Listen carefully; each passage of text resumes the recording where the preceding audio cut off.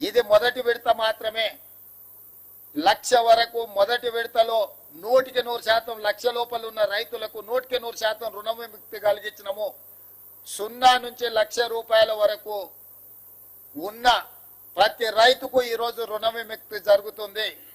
రెండవ విడత 0 నుంచి 1,50,000 వరకు ఉన్న లక్షలాది మంది రైతులకు రెండవ విడత 100% రుణమాఫీ చేస్తాము. మూడవ విడత 0 నుంచి 2 లక్షల వరకు ఉన్న రైతులకు 100% రుణ విముక్తి చేస్తాము.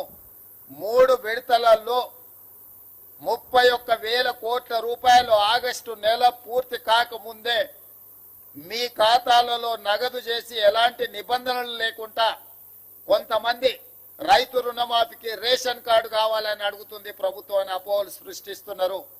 లక్షలాది మంది రైతులు రైతు వేదికలలో ఎక్కడైతే